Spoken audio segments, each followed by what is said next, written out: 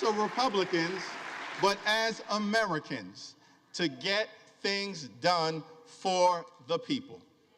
In that spirit, House Democrats will work hard to find bipartisan common ground with our Republican colleagues in the incoming administration on any issue, whenever and wherever possible, in order to make life better for everyday Americans. For far too long in this country, the cost of living has gone up, but the size of the middle class has come down. Housing costs are too high. Grocery costs are too high. Childcare costs are too high. Insurance costs are too high. Utility costs are too high. America is too expensive. There are far too many people in this great country who for decades have been struggling to live paycheck to paycheck. That is not acceptable in the wealthiest country in the history of the world. We need to build an affordable economy for hard-working American taxpayers, and we need to build it now. It's time for us to come together and finally lower the high cost of living in the United States of America once and for all.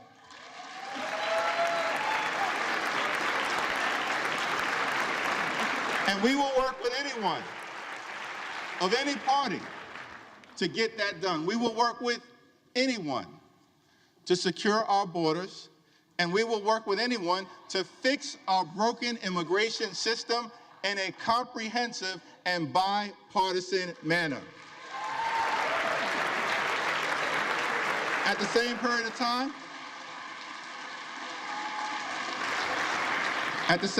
time, we will push back against far-right extremism whenever necessary. So let me be clear.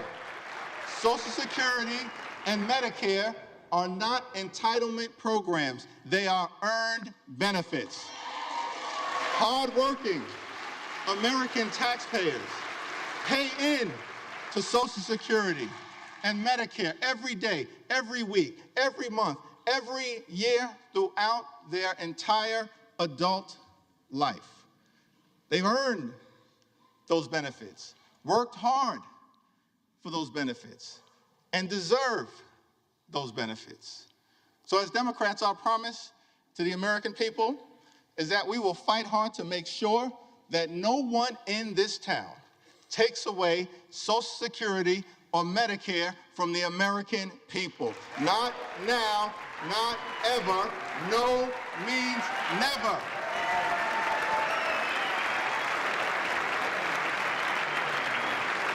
Our position is that it is not acceptable to cut Social Security, cut Medicare, cut Medicaid, cut veterans' benefits, or cut nutritional assistance from children and families in order to pay for massive tax breaks for billionaires and wealthy corporations.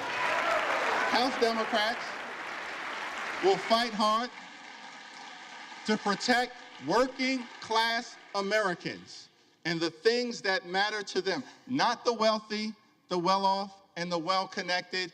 Keep your hands off Social Security and Medicare.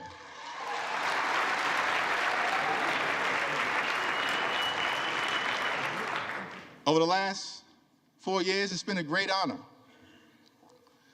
for us to work alongside President Joe Biden and Vice President Kamala Harris, whose administration rescued the economy from a once-in-a-century pandemic, delivered historic infrastructure investments, created more than 15 million good-paying jobs, enacted common-sense gun safety legislation for the first time in 30 years,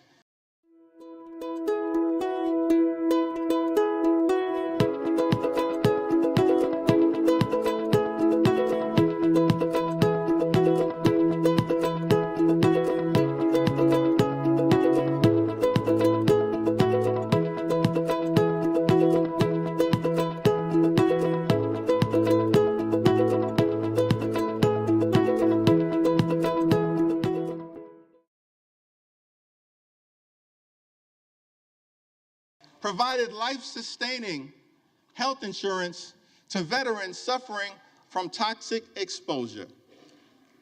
From that attack, it took the lives of 14 innocent people and it injured dozens more. And I wanted to begin appropriately today. If we could, I'd ask you all to join me in a moment of silence for the victims of this horrific act.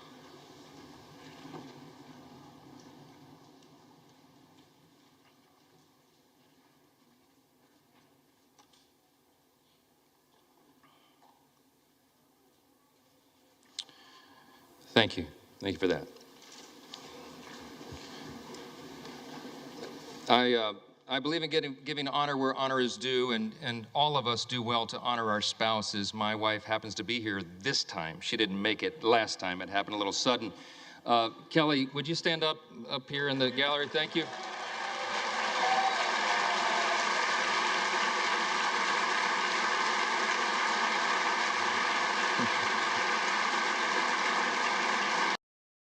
Craft this package into what of Representatives is supposed to operate. It raises the threshold by were so important to bring the House to a standstill while they redrafted their package once again. Well, the last-minute addition we were all just sitting around waiting for says that bipartisan suspension bills can't be debated on Thursday or Friday. Never mind if there's an emergency like a national disaster or a terror attack, we can't move quickly. That's actually why this extreme Republican majority wants to make this change. They hate bipartisanship. They hate bipartisanship. And what was the change they made earlier today? What was the big emergency? Changing words like child to son and daughter in our ethics rules. I mean, they're obsessed with this stuff. It's not just weird, it's discrimination. Meanwhile, a few months ago, we received over 40 rule change proposals at our member day hearing in the Rules Committee, and zero of them are included in this package. Instead, we get some last-minute backroom deal. Now, I'd love to hear why those ideas were all blocked, but we don't even have a rules chair to ask. We have no idea where any of this came from, and we had no time to review it all. So forget about the 72-hour rule. We didn't even get 72 minutes. And they're already making a mockery of this legislative process. And as I said, I mean, we don't have a chair of the Rules Committee. I usually, at this moment, I would congratulate the new chair of the Rules Committee, but we're in the very odd situation of not having a chair of the Rules Committee right now. And I think that's just one small sign of the disarray and dysfunction that we've been seeing around here for the last few years. I mean, we're debating a rules package, and Republicans don't even have a chair of the Rules Committee in place. I mean, who wrote this? Who wrote this? Maybe the gentlewoman can tell us who wrote these rules. Maybe she can tell us who decided to block dozens of amendments from both sides of the aisle and the many bipartisan amendments which were blocked with no explanation at all. We know it was done in the back room somewhere with no accountability, and that's about all that we know. And speaking of back rooms, the only reason Speaker Johnson got enough votes is because two members emerged from a back room after huddling with the Speaker and changed their votes to support him. God only knows what they were promised in order to cave to change their views. But for the last 2 years, all the American people have been asking us to do is work together and get stuff done. What a radical idea. I mean, actually working together and getting stuff accomplished for the American people. They want us to reject extremism and polarization. And the very first thing, that this now even smaller Republican majority decides to do is to go into a back room and cave to their most extreme members. And sadly, I'm not surprised. I wanted to believe that maybe after losing seats and getting nothing done in the last Congress, just maybe they would change. But clearly Republicans have decided to double down on the dysfunction. So buckle up, everybody, because Republican incompetence is about to reach staggering new heights. 2 years ago, the other side promised openness, transparency, and action. Instead, look at what they delivered. Look at what they delivered. Constant disarray, never-ending dysfunction, and complete and total inaction. And why? Why all this dysfunction? Because they refuse to work together with Democrats. Instead of working with us, they shut this place down. They ran the most closed Congress in history.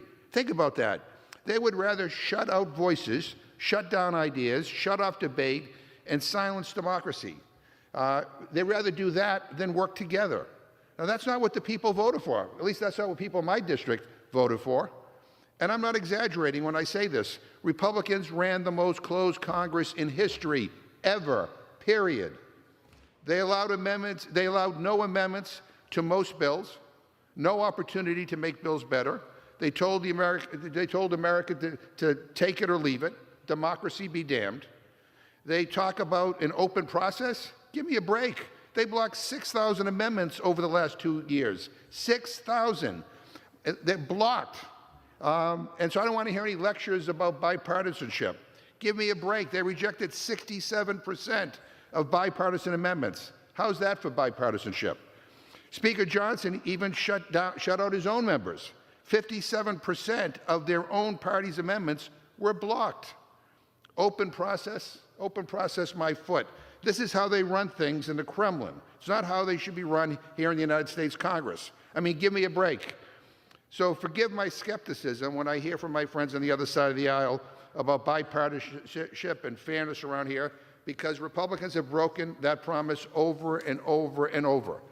Look at how much time we wasted last Congress while we were waiting around for Republicans to fight with each other instead of fighting for the American people. They spent weeks wasting taxpayer time and money because they couldn't elect a speaker, not once, but twice. Weeks wasted where Congress didn't do a damn thing. And now they have the nerve to lecture people about government efficiency? Come on, get real. How many times last Congress did they just send everyone home because they couldn't even pass their own bills? How many times did they miss their own deadlines? And when anything did get done, it was Democrats who stepped up to get it done. Hands down, Republicans ran the most ineffective, incompetent, and chaotic Congress in history. And you'd think that Republicans would reflect on their failures and maybe try to work toward solving the nation's pressing challenges. You'd think, but you'd be wrong. Because the big Republican change to the rules, and this is their grand idea, is to shield the Speaker from accountability. They blocked dozens of good rule changes that were suggested by members of both parties. But the one big change they made is to empower the radical right.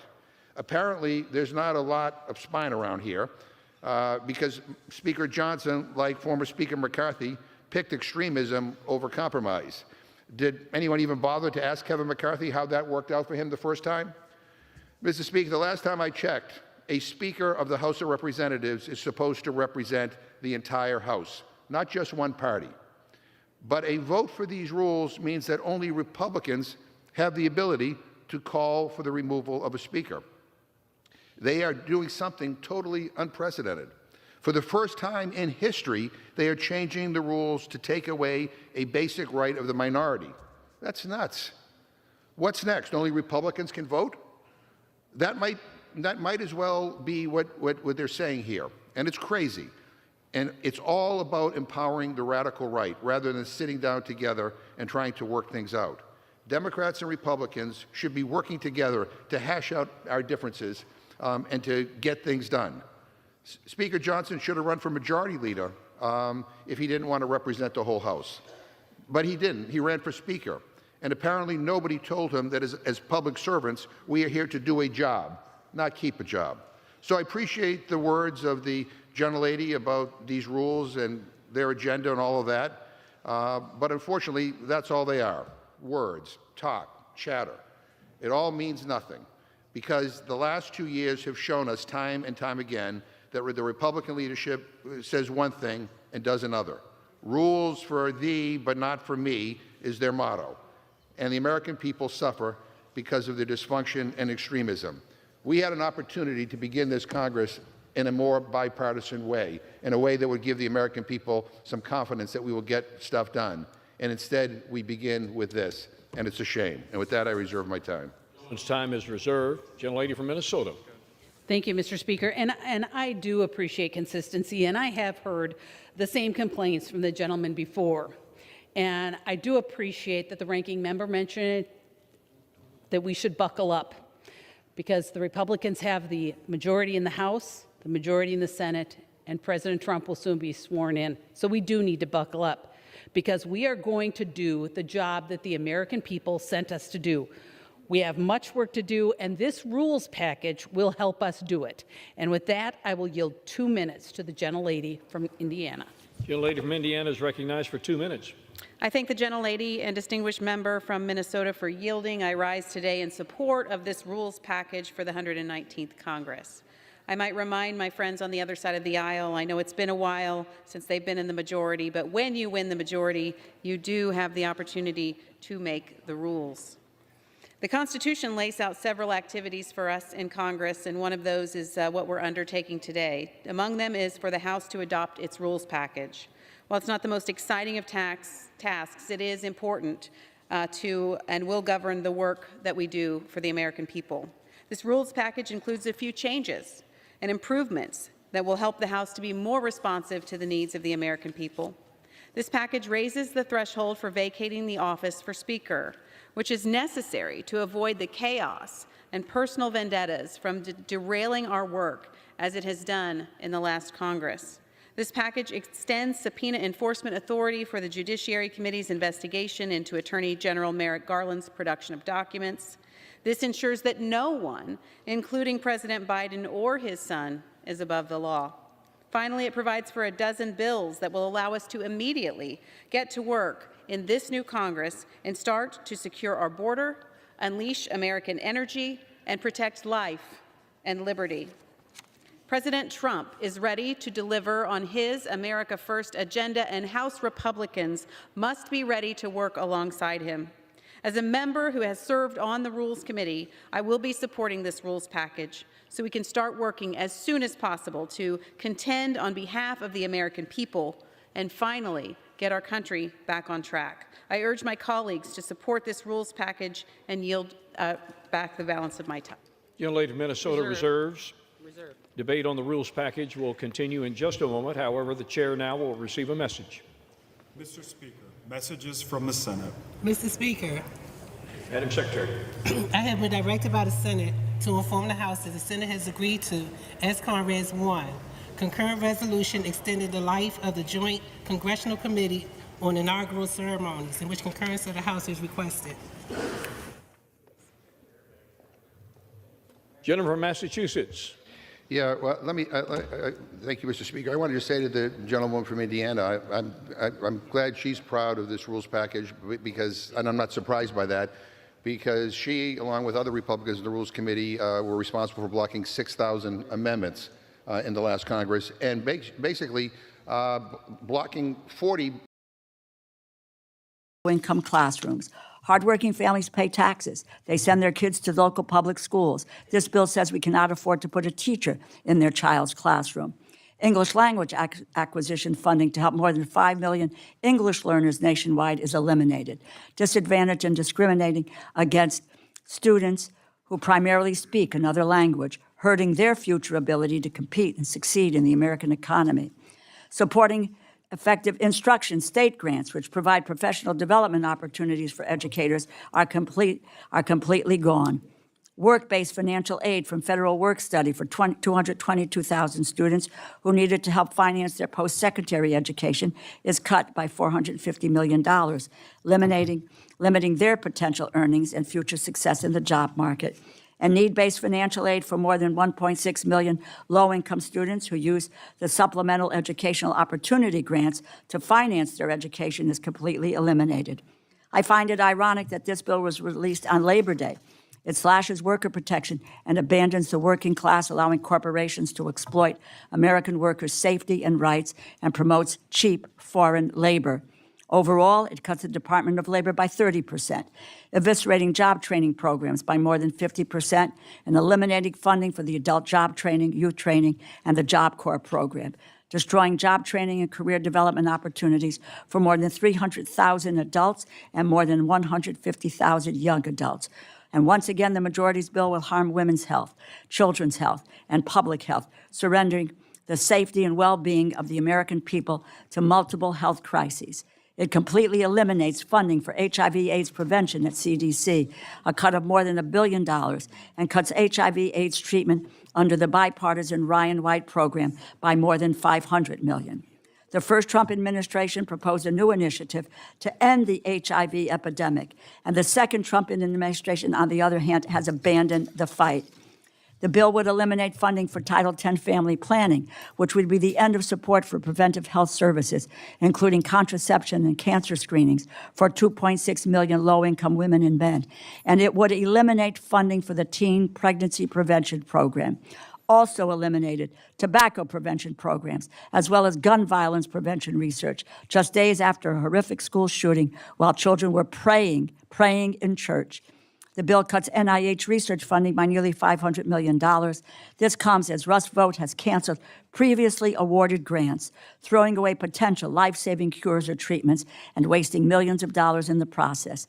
It is sad because it was not long ago that I worked on a bipartisan basis with Chairman Tom Cole for 8 straight years to provide annual funding increases for NIH research. We did it. Biomedical research used to be a bipartisan priority in Congress. Sadly, those days seem to be gone. And in keeping with the majority's other partisan bills, this bill includes the usual poison pill riders, including multiple provisions that target abortion rights, reproductive health care services. Policy riders in the bill create an open season for discrimination. Gordie Howe Bridge, paid for all by Canada, coming online shortly. So the majority really is putting the burden on our children. Those children's parents, their educators, and school administrators. I dare say, I wonder if any of the individuals on the other side of the aisle have ever been a teacher. So many of these schools are already pushed to the breaking point by the high cost of the families whose children go to those schools, the high cost of food, rent, groceries, utilities, you name it. I wish we could trust every state to do the right thing on behalf of educating children, but in my home state of Ohio, we see many places, including Ohio, siphoning off public school funds for charter schools, home schools, even though charter schools are held to less rigorous educational standards, and home schools have almost no standards at all.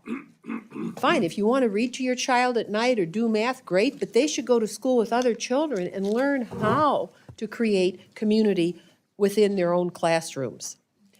Many other states choose to divert a confusing array of funds to private schools, charter schools, home schools.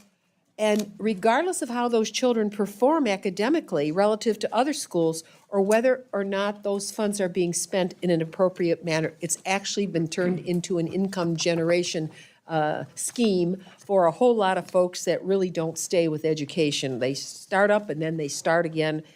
Our children need steady progress. They don't need all this upheaval. Yesterday, the National Assessment of Educational Programs' latest results show, post-pandemic, an alarming trend. American students are testing at historic lows across every grade. So now is clearly not the time to pull the rug out from under them, to dismantle or defund public education and the Department of Education.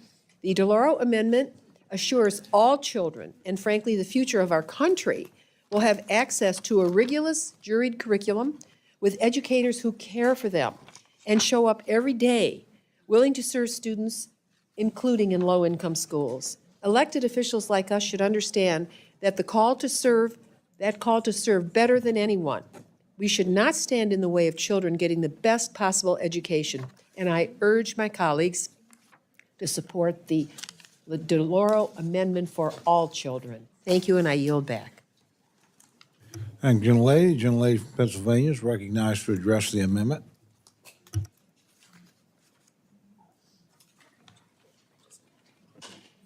Thank you, Mr. Chairman. I rise in support of the amendment. Oh, there we go. I think it's working now. I rise in strong support of the amendment offered by the ranking member to restore funding for the Department of Education Title I grants to local educational agencies. As written, this bill cuts these grants by $4.7 billion compared to FY25.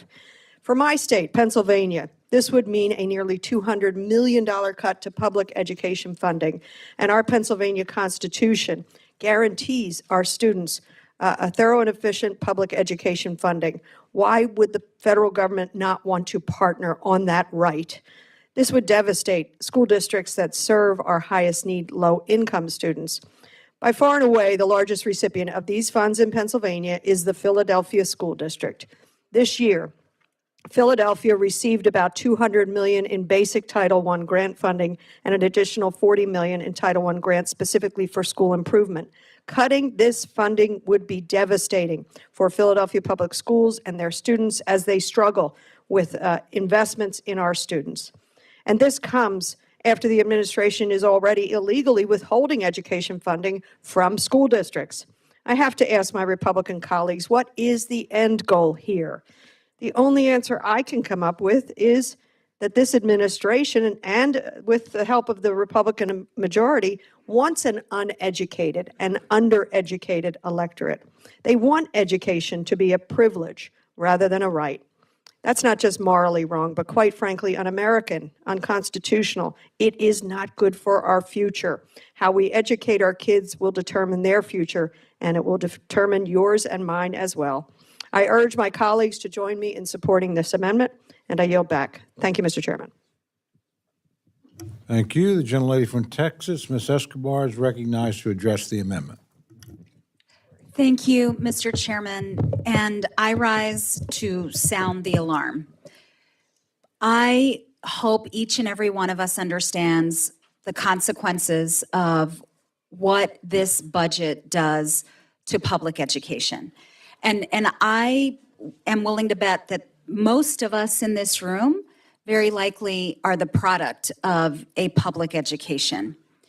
I can tell you in my state, the state of Texas, we have a state legislature that has been slowly but surely over time starving public education.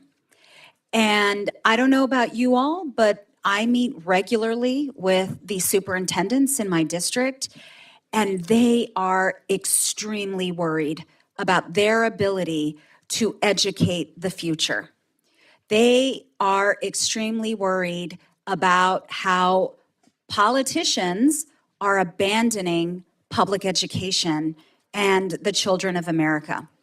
In Texas, in the last state legislature, the legislature passed a funding scheme that overwhelmingly benefits charter schools, private schools, homeschooling over public education.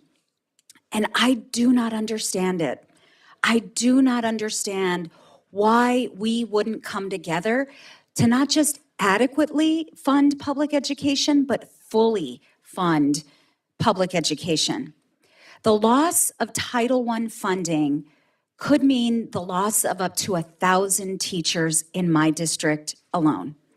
And these are not just employees of the school district. These are public servants who go to work and take care of children and teach children in an environment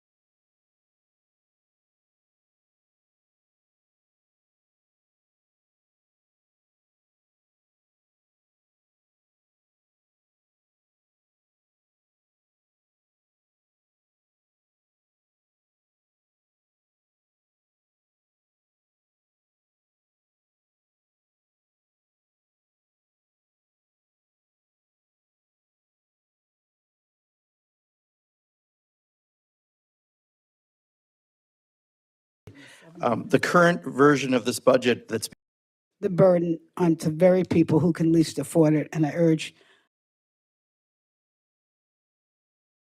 50 years of high-quality programming, free programming for children, and programming now for seniors. We were working on that at my local public television station, working with how to age gracefully, what to do about